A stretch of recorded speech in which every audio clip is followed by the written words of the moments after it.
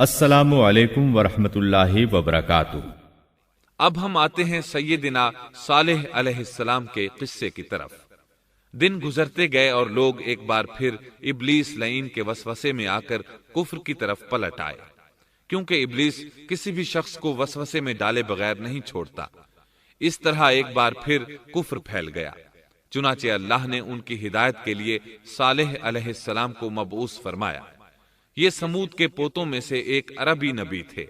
ان کا نسب نامہ اس طرح ہے: صالح بن عبید بن سیاف بن ماشح بن عبید بن حاضر بن سمود بن ارم بن سام بن نوح علیہ السلام۔ گویا صالح علیہ السلام کا تعلق قوم سمود سے تھا، اور یہ قوم عاد کی نسل سے تھی۔ سمود کی قوم نے یمن کو خیر باد کہا اور جزیرے سے شمال کی طرف منتقل ہو گئے، پھر وہاں ہجر نامی ایک بستی میں جا ٹھہرے۔ قرآن کریم کی سورۃ الحجر اسی بستی کے نام سے موسوم ہے۔ قوم عاد کا تذکرہ سورۃ الحجر کے علاوہ سورۃ الاحقاف اور سورہ ہود میں بھی ہے۔ اللہ تعالیٰ سورۃ الحجر آیت 80 میں فرماتے ہیں: وَلَقَدْ كَذَّبَ أَصْحَابُ الْحِجْرِ الْمُرْسَلِينَ۔ اور ہجر والوں نے بھی رسولوں کو جھٹلایا۔ ہجر قوم سمود کا مرکزی شہر تھا۔ اب وہ مدائن صالح کے نام سے مشہور ہے۔ یہ شہر مدینہ منورہ کے شمال مغرب میں 380 کلومیٹر کے فاصلے پر واقع ہے۔ یہ لوگ بھی پہاڑوں کو تراش کر گھر بناتے تھے۔ یہ صنعت اور کاریگری انہوں نے قوم عاد سے وراثت میں پائی تھی۔ اللہ تعالیٰ سورۃ الفجر آیت 9 میں فرماتے ہیں: وَثَمُودَ الَّذِينَ جَابُوا الصَّخْرَ بِالْوَادِ۔ اور قوم سمود کے ساتھ کیا کیا جنہوں نے وادی میں بڑے بڑے پتھر تراشے تھے۔ قرآن مجید میں اللہ تعالیٰ ایک مقام پر فرماتے ہیں: اور ہم نے قوم عاد اور سمود کو غارت کیا جن کے بعض مکانات آپ کے سامنے ظاہر ہیں۔ ان کے مکانات ان کی تباہی سے لے کر اب تک موجود ہیں۔ شام کے راستے میں خیبر، تیماء سے تبوک تک قوم سمود کے آثار پائے جاتے ہیں۔ یہ لوگ کس طرح پتھر تراش تراش کر گھر بناتے تھے، اللہ تعالیٰ نے سورۃ الاعراف آیت 74 میں اس کا ذکر کیا ہے: وَاذْكُرُوا إِذْ جَعَلَكُمْ خُلَفَاءَ مِنْ بَعْدِ عَادٍ وَبَوَّأَكُمْ فِي الْأَرْضِ تَتَّخِذُونَ مِنْ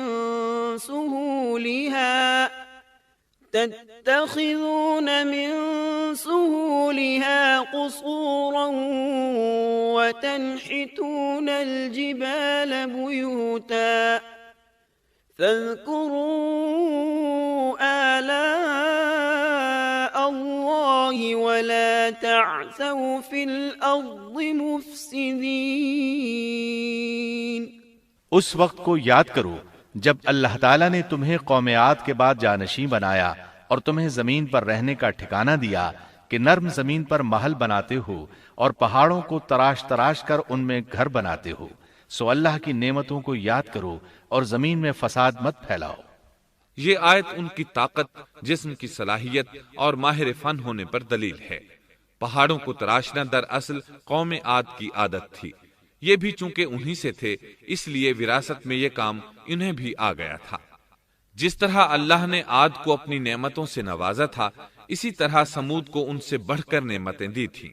اللہ تعالیٰ صالح علیہ السلام کی زبانی ان سے فرماتے ہیں: اے قوم سمود، کیا تمہیں ان چیزوں میں بے فکری سے رہنے دیا جائے گا، یعنی باغات، چشموں، کھیتوں اور کھجوروں میں جن کا خوشہ ملائم ہے، اور تم پہاڑوں کو تراش کر پرتکلف گھر بناتے ہو، بس اللہ سے ڈرو اور میرا کہنا مانو۔ لیکن ان لوگوں نے ہر طرح سے قوم عاد کی پیروی کی، نصیحت پکڑنے کی بجائے بتوں کی عبادت شروع کر دی۔ اللہ نے ان کے درمیان صالح علیہ السلام کو مبعوث فرمایا۔ آپ نبوت ملنے سے پہلے بھی عقل مند اور علم والے تھے، باعزت گھرانے سے تعلق رکھتے تھے، اپنے معاملات میں لوگ ان سے مشورے لیتے تھے، لہٰذا انہیں ایک خاص مقام حاصل تھا۔ لیکن جب آپ نے انہیں ایک اللہ پر ایمان لانے، اس کے سوا کسی کی عبادت نہ کرنے کی دعوت دی تو ان کا ساتھ چھوڑ گئے، جواب میں ان سے کہنے لگے، یا صالح قد كنت فينا مرجوا قبل هذا. اے صالح، اس سے پہلے تو ہم تجھ سے بہت کچھ امیدیں لگائے ہوئے تھے۔ مطلب یہ کہ پہلے تو ہمارے نزدیک آپ کا بہت مرتبہ تھا، مقام تھا، ہمیں آپ سے بہت امیدیں تھیں، لیکن آپ نے تو یہ باتیں کہہ کر ہماری ساری امیدوں پر پانی پھیر دیا۔ ان کے اس جواب کے باوجود صالح علیہ السلام انہیں اللہ کی طرف بلاتے رہے اور ان سے کہتے رہے، اے میری قوم، اللہ کی عبادت کرو، اس کے سوا تمہارا کوئی معبود نہیں۔ تمام انبیاء کی اپنی اپنی قوم کو یہی دعوت تھی کہ اے لوگو، اللہ کی عبادت کرو، اسی نے تمہیں زمین سے پیدا کیا ہے، اسی نے تمہیں زمین میں آباد کیا ہے، اس سے معافی طلب کرو، یقیناً میرا رب قریب ہے اور دعاؤں کو قبول کرنے والا ہے۔ اے میری قوم، تم نیکی سے پہلے برائی کی جلدی کر رہے ہو، اللہ سے معافی کیوں نہیں مانگتے کہ تم پر رحم کیا جائے؟ اللہ سے ڈرو، میری اطاعت کرو، حد سے گزر جانے والے بے باک لوگوں کی اطاعت سے باز آؤ، وہ ملک میں فساد پھیلا رہے ہیں اور اصلاح نہیں کرتے۔ صالح علیہ السلام نے ہود علیہ السلام کی طرح اپنی قوم کو نصیحت کی، لیکن ان ظالموں نے بھی اسی طرح کفر کیا جیسے قوم عاد نے کیا تھا۔ کہنے لگے، یہ کیسے ہو سکتا ہے کہ ہم اپنے میں سے ایک شخص کے تابع ہو جائیں؟ اس اکیلے کی اتنی زیادہ فضیلت کی آخر کیا وجہ ہے؟ ہم نہیں مان سکتے کہ ہم میں صرف اسی ایک پر اللہ کی باتیں نازل ہوتی ہیں۔ پھر وہ اس سے بھی آگے بڑھے اور اللہ کے نبی کو کھلے الفاظ میں پرلے درجے کا جھوٹا کہا، جادوگر کہا۔ پھر یہ سرکش اور کافر لوگ صالح علیہ السلام کے ساتھ ایمان لانے والے کمزور غریب لوگوں کو مخاطب کر کے کہنے لگے، کیا تم صالح پر ایمان رکھتے ہو؟ ہم تو اس کے منکر ہیں۔ اس طرح صالح علیہ السلام دن رات انہیں دعوت دیتے رہے، یہاں تک کہ یہ لوگ صالح علیہ السلام سے کہنے لگے، تم نے اور تمہارے ساتھیوں نے ہمارے اندر نحوست پھیلا رکھی ہے اور اسی لیے ہم مشکلات اور مصائب کا شکار ہیں، لہٰذا تم ہم سے دور ہو جاؤ۔ صالح علیہ السلام نے انہیں جواب دیا، تم پر نحوست اللہ کی طرف سے ہے، تم فتنے میں پڑے ہوئے لوگ ہو۔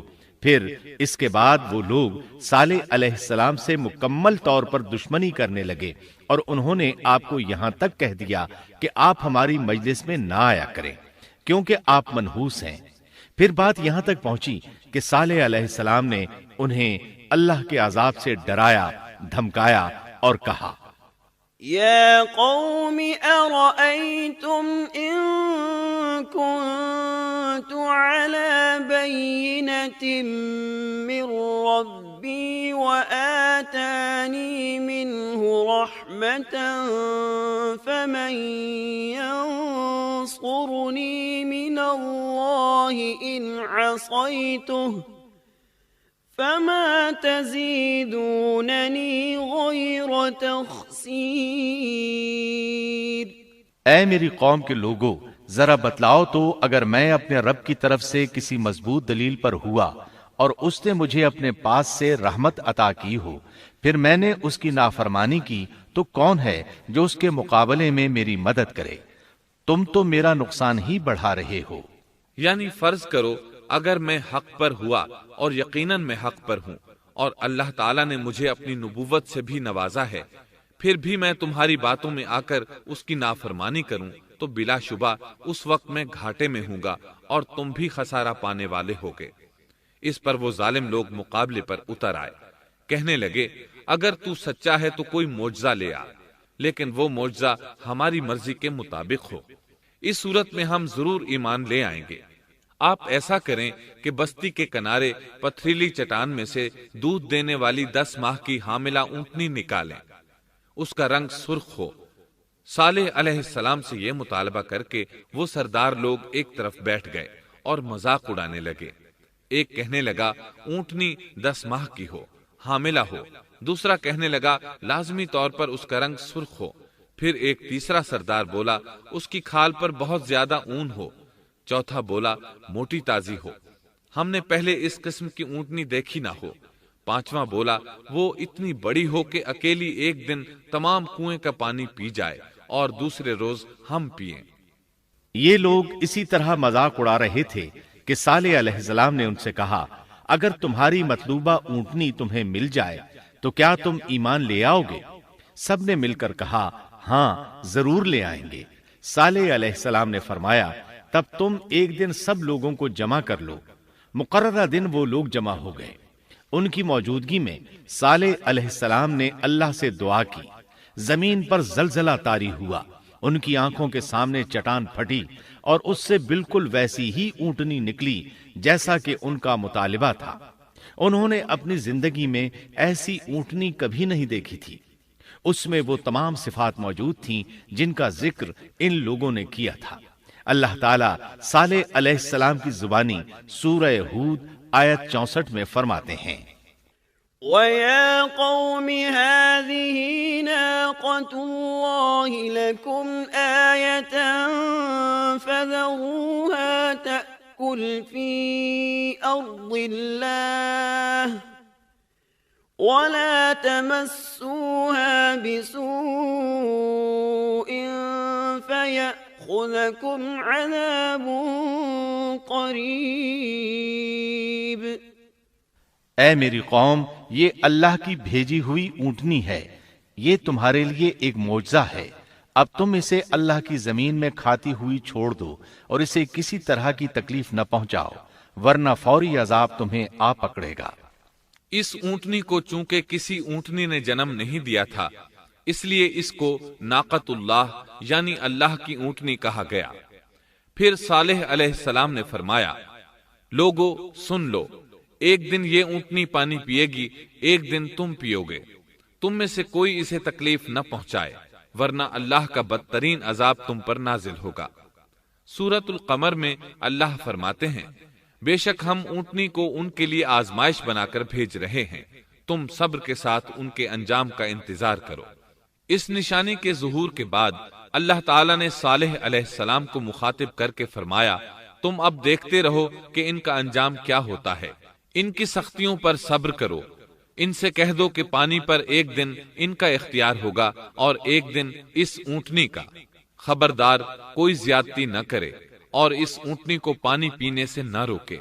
سورۃ الشمس میں اللہ تعالیٰ فرماتے ہیں کہ ان سے اللہ کے رسول نے فرما دیا تھا کہ اللہ کی اونٹنی کی اور اس کے پانی پینے کی باری کی حفاظت کرو، یعنی اسے نہ تو پانی پینے سے روکو اور نہ ہی اسے کوئی تکلیف پہنچاؤ۔ اس معجزے کو دیکھ کر لوگ دو گروہوں میں بٹ گئے۔ بہت کم لوگوں نے صالح علیہ السلام کی پیروی کی، ان پر ایمان لائے، جبکہ اکثر لوگ پھر بھی اپنے کفر پر ڈٹے رہے۔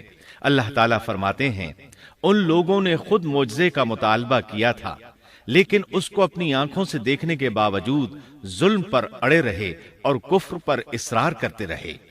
سورۃ الحجر آیت 81 میں اللہ فرماتے ہیں، وَآتَيْنَاهُمْ آيَاتِنَا فَكَانُوا عَنْهَا مُعْرِضِينَ، اور انہیں ہم نے اپنی نشانیاں بھی عطا فرمائی تھیں، لیکن پھر بھی وہ ان سے گردن موڑنے والے ہی رہے۔ اسی طرح سورہ بنی اسرائیل میں اللہ تعالیٰ فرماتے ہیں، ہم نے قوم سمود کو نشان کے طور پر اونٹنی عطا فرمائی تھی، لیکن انہوں نے اس پر ظلم کیا۔ بلا شبہ وہ ایک واضح نشانی تھی، کوئی شخص یہ نہیں کہہ سکتا تھا کہ جادوگروں نے اسے پیدا کیا ہے۔ وہ اونٹنی ان میں موجود رہی، ان کے علاقے میں جہاں چاہتی چرتی، جب کنویں پر پانی پینے جاتی تو سارا پانی پی جاتی، وہ لوگ اس کا دودھ پیتے، دودھ سب کے لیے کافی ہو جاتا۔ ان کی آنکھوں کے سامنے اس نے ایک بچے کو جنم دیا، وہ شکل صورت میں بالکل اپنی ماں جیسا تھا، لوگ اسے دیکھ کر تعجب کرتے۔ بچہ اونٹنی کے ساتھ رہتا، یہ ایک واضح نشانی تھی، اس پر جادو کا گمان کیا ہی نہیں جا سکتا تھا۔ وہ اونٹنی ایک عرصے تک ان لوگوں میں رہی۔ اللہ فرماتے ہیں، ہم نے قوم سمود کو بطور نشان کے ایک اونٹنی دی تھی، لیکن انہوں نے اس پر ظلم کیا، حالانکہ یہ نشانیاں ہم لوگوں کو ڈرانے کے لیے ہی بھیجتے ہیں۔ وہ لوگ اس اونٹنی کو دیکھ کر متعجب ضرور ہوئے، لیکن ایمان پھر بھی بہت کم لوگ لائے، حالانکہ اس نشانی کے بعد انہیں چاہیے تھا ایمان لے آئیں۔ پھر ایک دن قوم کے سرداروں نے مشورہ کیا کہ اگر ہم نے صالح کو اسی طرح چھوڑ دیا تو کہیں لوگ ہمیں نہ چھوڑ دیں اور صالح کے پیروکار بن جائیں۔ اس اونٹنی نے تو ہمیں مصیبت میں ڈال دیا ہے، ہم پورا ایک دن پانی کو چھو بھی نہیں سکتے، کیونکہ یہ سارا دن پانی پیتی رہتی ہے۔ پھر یہ اس قدر دیو ہیکل ہے کہ اسے دیکھ کر ہماری بکریاں بھاگ جاتی ہیں، اونٹ اسے دیکھ کر خوفزدہ ہو جاتے ہیں، لہٰذا ہمیں چاہیے کہ اس سے چھٹکارا حاصل کر لیں۔ وہ آپس میں مشورہ کرتے رہے، آخر انہوں نے ایک آدمی منتخب کیا۔ مورخین کا اس پر اتفاق ہے کہ اس کا نام قدار بن سالف تھا، اس کے ساتھ اس کا ایک ساتھی بھی تھا۔ ان دونوں نے مل کر اونٹنی کو قتل کیا۔ اللہ تعالیٰ سورۃ القمر آیت 29 اور 30 میں فرماتے ہیں، فنادوا صاحبهم فتعاطى فعقر فكيف كان عذابي ونذر۔ پھر انہوں نے اپنے ساتھی کو بلایا، تب اس نے ہاتھ بڑھایا اور اس کی کونچیں کاٹ دیں، پھر دیکھا ہمارا عذاب اور ڈراوا کیسا تھا۔ اس قدار کے بارے میں نبی کریم صلی اللہ علیہ وسلم کا ارشاد ہے کہ پہلے لوگوں میں سے سب سے زیادہ بدبخت یہی تھا۔ اللہ تعالیٰ نے قرآن مجید میں اس کا ذکر یوں فرمایا ہے، فنادوا صاحبہم، پھر انہوں نے اپنے ساتھی کو پکارا۔ سورۃ الشمس میں اللہ فرماتے ہیں، اذ انبعث اشقاها، جب ان میں بڑا بدبخت شخص اٹھ کھڑا ہوا۔ یہ بدبخت قدار اٹھا، اپنے ساتھی کو ساتھ لیا اور اونٹنی کو قتل کرنے کے لیے تیار ہو گئے۔ آپس میں مشورہ ہوا کہ یہ نہ کہا جائے ہم نے اسے قتل کیا ہے۔ اس طرح باقی لوگوں نے بھی ان سے اتفاق کیا۔ اللہ تعالیٰ سورہ نمل آیت 48 میں فرماتے ہیں، وَكَانَ فِي الْمَدِينَةِ 9 رَهْطٍ يُفْسِدُونَ فِي الْأَرْضِ وَلَا يُصْلِحُونَ۔ اور اس شہر میں 9 آدمی ایسے تھے جو زمین میں فساد کرتے تھے اور اصلاح نہیں کرتے تھے۔ مطلب یہ کہ یہ لوگ فساد کی انتہا کو پہنچے ہوئے تھے، ان میں بھلائی نام کو نہیں تھی اور نہ ان کا فساد کی اصلاح کا ارادہ تھا۔ بخاری، مسلم اور مسند احمد کی ایک حدیث میں ہے، رسول اللہ صلی اللہ علیہ وسلم نے ایک بار اپنے خطبے میں اس اونٹنی اور اسے مار ڈالنے کا ذکر فرمایا۔ آیت اذ انبعث اشقاها کی تلاوت کرتے ہوئے فرمایا کہ جیسے ابو زمعہ تھا، اسی جیسا یہ شخص بھی اپنی قوم میں عزیز، دلیر اور بڑا آدمی تھا۔ تمام لوگوں نے اس بدبخت کے ساتھ عہد کیا اور اسے یقین دہانی کرائی کہ اگر تمہارے ساتھ کسی نے برائی کا ارادہ کیا تو تمام قوم تمہاری حمایت میں اٹھ کھڑی ہوگی۔ اس یقین دہانی کے بعد یہ بدبخت اونٹنی کے انتظار میں بیٹھ گئے۔ اونٹنی پہاڑ کی طرف سے آتی تھی اور پانی پی کر واپس چلی جاتی تھی، یہی اس کا معمول تھا۔ جب ان لوگوں نے چٹان سے اونٹنی کو نکلتے دیکھا تو اچانک حملہ کرنے کے لیے آگے بڑھے، لیکن اس کا جثہ دیکھ کر خوفزدہ ہو گئے، الٹے پاؤں بھاگے۔ بدبخت قدار نے اپنے ساتھیوں کی یہ حالت دیکھی تو ہنس پڑا اور آگے بڑھ کر اونٹنی کی ران میں تیر مارا۔ اس سے اونٹنی کی ران کی ہڈی ٹوٹ گئی اور وہ نیچے گر گئی۔ پھر اس ظالم نے اپنے ساتھیوں کو آواز دی اور آگے بڑھ کر اونٹنی کی کونچیں کاٹ دی۔ سورۃ الشمس میں اللہ تعالیٰ فرماتے ہیں، ان لوگوں نے اپنے پیغمبر کو جھوٹا سمجھ کر اس اونٹنی کی کونچیں کاٹ دیں، پس ان کے رب نے ان کے گناہوں کے باعث ان پر ہلاکت ڈالی اور پھر ہلاکت کو عام کر دیا اور اس بستی کو برباد کر دیا۔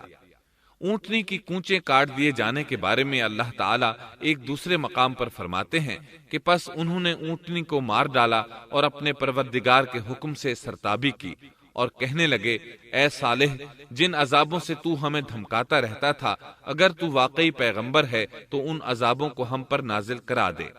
اونٹنی پر حملہ ہوتے ہی اس کا بچہ بھاگ نکلا تھا۔ وہ پہاڑ کی چوٹی پر چڑھ گیا، 3 مرتبہ بلبلایا۔ یہ بدبخت اس کے پیچھے بھاگے اور آخر اسے بھی قتل کر دیا۔ پھر تمام بستی والے جمع ہوئے، اونٹنی اور اس کے بچے کا گوشت تیار کیا اور مزے کے ساتھ اس کو کھایا۔ اس جرم میں ان سب نے شرکت کی، البتہ جو لوگ صالح علیہ السلام پر ایمان لے آئے تھے وہ الگ تھلگ رہے۔ صالح علیہ السلام کو جب یہ خبر ملی تو وہ گھبرائے ہوئے اونٹنی کے پاس پہنچے۔ اونٹنی بے جان پڑی تھی، اس کا بچہ بھی بے جان تھا۔ لوگ ان کے گرد جمع تھے اور ان کا گوشت کھا رہے تھے۔ اس وقت صالح علیہ السلام نے ان سے کہا، فقال تمتعوا في داركم 3 أيام ذلك وعد غير مكذوب۔ اس پر صالح نے کہا کہ اچھا تم 3 دن تک اپنے گھروں میں رہ سہ لو، یہ وعدہ جھوٹا نہیں ہے۔ مطلب یہ کہ تمہیں صرف 3 دن کی مہلت ہے، اس کے بعد تم سب کے سب ہلاک کیے جاؤ گے۔ وہ صالح علیہ السلام کی بات کو رد کرتے ہوئے انہیں دھمکیاں دینے لگے کہ جن عذابوں کا تو ہم سے وعدہ کر رہا ہے، اگر تو سچا ہے تو ان کو ہم پر نازل کر دے۔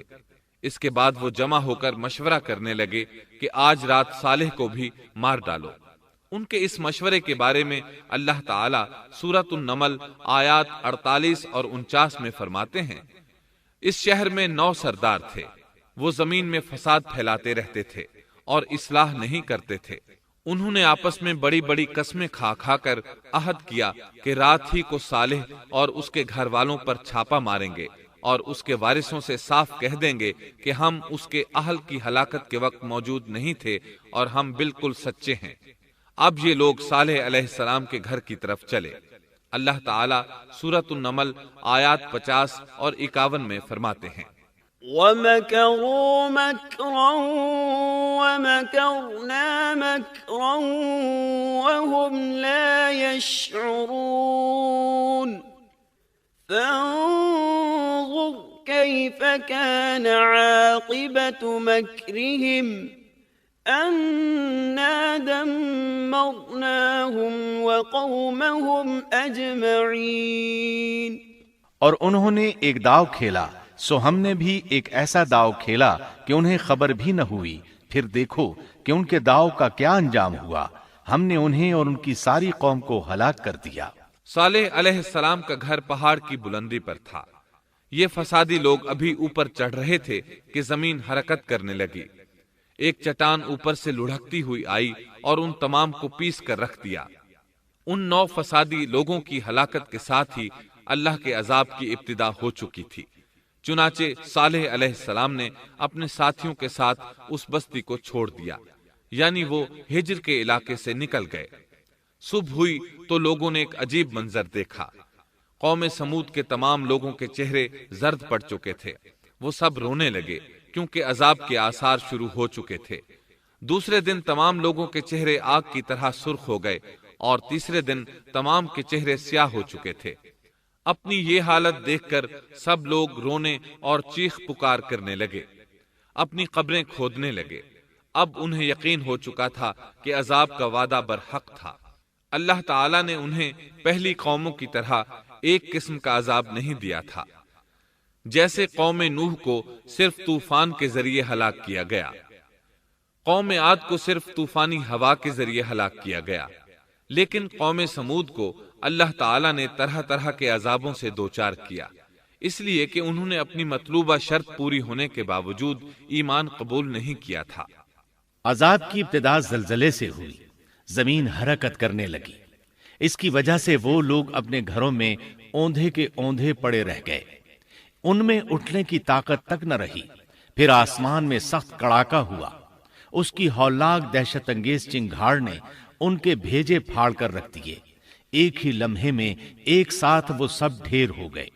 ان کی ہلاکت اور تباہی کو بیان کرتے ہوئے اللہ تعالی سورۃ الذاریات آیات 43 تا 45 میں فرماتے ہیں، وَفِي ثَمُودَ إِذْ قِيلَ لَهُمْ تَمَتَّعُوا حَتَّى حِينٍ فَعَتَوْا عَنْ أَمْرِ رَبِّهِمْ فَأَخَذَتْهُمُ الصَّاعِقَةُ وَهُمْ يَنظُرُونَ فَمَا اسْتَطَاعُوا مِنْ قِيَامٍ وَمَا كَانُوا منتصرین۔ اور سمود کے قصے میں بھی عبرت ہے، جب ان سے کہا گیا کہ تم کچھ دن تک فائدہ اٹھا لو، لیکن انہوں نے اپنے رب کے حکم سے سرتابی کی، اس پر انہیں ان کے دیکھتے دیکھتے تیز و تند کڑاکے نے ہلاک کر دیا، پس نہ تو وہ کھڑے ہو سکے اور نہ بدلہ لے سکے۔ اسی طرح سورہ ہود میں اللہ تعالیٰ نے ان کی تباہی کا نقشہ اس طرح کھینچا ہے کہ ایک زور کی کڑک نے ان ظالموں کو آ لیا، پھر تو وہ اپنے گھروں میں زانوں کے بل مردہ پڑے رہ گئے، ایسے گویا کہ وہ کبھی آباد ہی نہ تھے۔ سورۃ القمر میں اللہ نے ان کی رسوائی ان الفاظ میں بیان کی ہے: ہم نے ان پر ایک چیخ بھیجی، پھر وہ ایسے ہو گئے جیسے کانٹوں کی باڑ کا چورا۔ دوسری طرف صالح علیہ السلام اور ان کے ساتھیوں کو اللہ تعالیٰ نے اپنی رحمت سے نجات دی۔ اللہ تعالیٰ سورہ ہود آیت 66 میں فرماتے ہیں: فَلَمَّا جَاءَ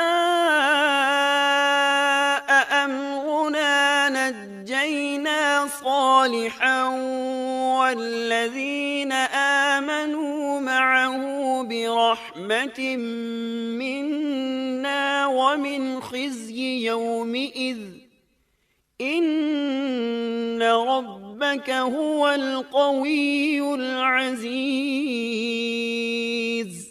پھر جب ہمارا فرمان آ پہنچا، ہم نے صالح اور ان پر ایمان لانے والوں کو اپنے فضل سے اس سے بچا لیا اور اس دن کی رسوائی سے بھی۔ یقیناً تیرا پروردگار نہایت توانا اور غالب ہے۔ اس قوم کے آثار آج تک باقی ہیں۔ مدینہ منورہ کے شمال مغرب میں ان کے گھر موجود ہیں۔ اب یہ علاقہ مدائن صالح کے نام سے مشہور ہے۔ سورۃ النمل میں اللہ تعالیٰ فرماتے ہیں: پس یہ ان کے گھر ہیں جو ان کے ظلم کے سبب ویران پڑے ہیں، بے شک اس میں دانش مندوں کے لیے نشانیاں ہیں۔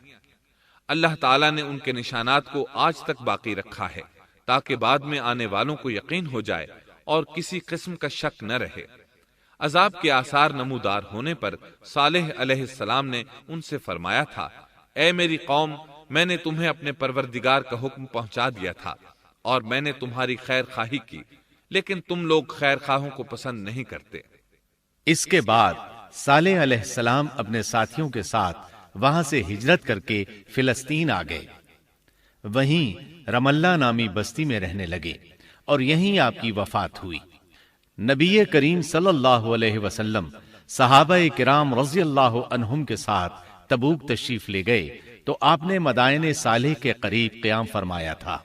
صحابہ نے ان کنووں سے پانی لے لیا جو قوم سمود کے استعمال میں رہے تھے، کچھ برتن بھی وہاں سے لے لیے۔ آپ کو پتہ چلا تو آپ نے حکم فرمایا: ان برتنوں کو توڑ دو اور اس پانی کو بہا دو اور اس پانی سے جو کھانا تیار کیا ہے اس کو الٹ دو۔ آپ نے انہیں ان گھروں میں داخل ہونے سے بھی روک دیا جن میں اللہ کا عذاب نازل ہوا تھا۔ آپ صلی اللہ علیہ وسلم نے فرمایا: میں ڈرتا ہوں تم پر بھی ایسا عذاب نہ آ جائے جیسا ان پر آیا تھا، اس لیے ان کے علاقے میں داخل نہ ہوا کرو، اور اگر داخل ہونا پڑ جائے تو روتے ہوئے داخل ہوا کرو، اور رونا نہ آئے تو رونے جیسی شکلیں بنا لیا کرو تاکہ تمہارا شمار ظالموں میں نہ ہو۔ اللہ تعالیٰ فرماتے ہیں: ألا إن ثمود كفروا ربهم ألا بعدا لثمود۔ آگاہ رہو، قوم سمود نے اپنے رب سے کفر کیا، سن لو ان سمودیوں پر پھٹکار ہے۔ قرآن میں ان کا قصہ 26 سے زائد مرتبہ بیان کیا گیا ہے۔ اس کے بعد لوگ ایمان کی حالت میں امن چین کی زندگی بسر کرنے لگے، لیکن پھر نئے سرے سے ان میں خرابی پیدا ہوئی۔ شیطان نے پھر اپنا کام دکھایا، ان کے دلوں میں وسوسہ ڈالا اور فلسطین، عراق، مصر اور جزیرے کے نواحی علاقوں میں شرک پھیل گیا۔ لوگ ایک بار پھر کفر کی طرف پلٹ پڑے۔ اس پورے قصے میں چند عبرتیں ہیں، آئیے ذرا ان کا بھی ذکر ہو جائے۔ اللہ تعالیٰ کی اونٹنی اگرچہ سیدنا صالح علیہ السلام کی نبوت کا ایک نشان تھی، ان کی سچائی کا ثبوت تھی، لیکن قرآن کریم کی وضاحت یہ ہے کہ وہ قوم سمود کی آزمائش کے لیے تھی اور وہی ان کی ہلاکت کا نشان ثابت ہوئی، جیسا کہ سورۃ القمر میں اللہ تعالیٰ فرماتے ہیں: إِنَّا مُرْسِلُو النَّاقَةِ الناقة فتنة لهم فارتقبهم واصطبر بے شک ہم اونٹنی کو ان کی آزمائش اور امتحان کے لیے بھیجنے والے ہیں، پس تو ان کے انتظار میں رہ اور صبر اختیار کر۔ سنت اللہ یہ رہی ہے کہ اگر وہ اپنے پیغمبر کو کسی قوم کی ہدایت کے لیے بھیجے اور قوم اس کی ہدایت پر کان نہ دھرے تو ضروری نہیں کہ وہ قوم ہلاک کر دی جائے، لیکن جو قوم اپنے نبی سے اس وعدے پر نشان طلب کرے کہ اگر ان کا مطلوبہ نشان ظاہر ہو گیا تو وہ ایمان لے آئیں گے، اور پھر نشان آ جانے کے بعد وہ ایمان نہ لائے تو اس قوم کی ہلاکت یقینی ہے۔ اللہ تعالیٰ پھر اس قوم کو معاف نہیں کرتے جب تک کہ وہ تائب نہ ہو جائے اور اللہ کے دین کو قبول نہ کرے، یا عذاب الہی سے صفحہ ہستی سے مٹ کر دوسروں کے لیے عبرت کا نشان بن جائے۔ لیکن اس سنت سے نبی کریم صلی اللہ علیہ وسلم کی امت مستثنا ہے، اس لیے کہ آپ صلی اللہ علیہ وسلم نے وضاحت فرمائی ہے، میں نے اللہ تعالیٰ سے دعا مانگی ہے کہ اللہ تعالیٰ میری امت میں عذاب عام مسلط نہ فرمائے، اور اللہ نے میری دعا قبول فرما لی۔ قرآن میں اللہ تعالیٰ نے نبی کریم صلی اللہ علیہ وسلم کی اس بات کی یوں تصدیق کی ہے، وما كان الله ليعذبهم وأنت فيهم اے رسول، اس حال میں کہ تو ان میں موجود ہے، اللہ تعالیٰ ان کافروں پر عذاب مسلط نہیں کرے گا۔ اور یہ ایک خطرناک غلطی ہے، نفس کا دھوکہ ہے کہ انسان عیش و عشرت اور دنیاوی جاہ و جلال کو دیکھ کر یہ خیال کر بیٹھے، یہ گمان کر لے کہ جس قوم یا فرد کے پاس یہ سب کچھ موجود ہے وہ ضرور اللہ تعالیٰ کے سائے میں ہے، اور یہ کہ ان کی یہ خوش عیشی اس بات کی علامت ہے کہ اللہ تعالیٰ کی خوش نودی ان کے ساتھ ہے۔ یہ نفس کا دھوکہ ہے، غلط فہمی ہے، بلکہ کج فہمی ہے۔ قرآن کریم کے اس واقعے میں جگہ جگہ اس بات کی وضاحت ہے کہ بعض اوقات زیادہ سے زیادہ خوش عیشی زیادہ سے زیادہ عذاب کا پیش خیمہ ثابت ہوتی ہے، اگرچہ قوموں کے لیے اس کی مدت چند ماہ یا چند سال نہیں بلکہ گھبرا دینے والی مدت ہی کیوں نہ ہو، مگر ہر قسم کی دنیاوی کامیابیوں اور خوش عیشیوں کے ساتھ جب ظلم، سرکشی اور غرور کسی قوم کا مستقل شعار بن جائے تو سمجھ لو اس کی تباہی اور ہلاکت کا وقت قریب آ پہنچا۔ اللہ تعالیٰ فرماتے ہیں، تیرے رب کی پکڑ بہت سخت ہے، لیکن اس کے ساتھ ہی یہ بات بھی ہے کہ کسی قوم میں تمام تر خرابیوں کے باوجود اگر قوم سے اکثر افراد اللہ کے شکر گزار ہوں، اس کے بندوں کے ساتھ انصاف کرنے والے اور آپس میں نیک نیت اور خیرخواہی کرنے والے ہوں، تو بلا شبہ وہ اللہ کے ہاں مقبول بندے ہیں، اور انہی کو دنیا اور آخرت کی کامیابیوں کی بشارت ہے، اور انہی کے لیے یہ دنیاوی عیش اللہ کی بے انتہا نعمتوں کی علامت ہے۔ انہی الفاظ پر سیدنا صالح علیہ السلام کا قصہ اختتام کو پہنچا۔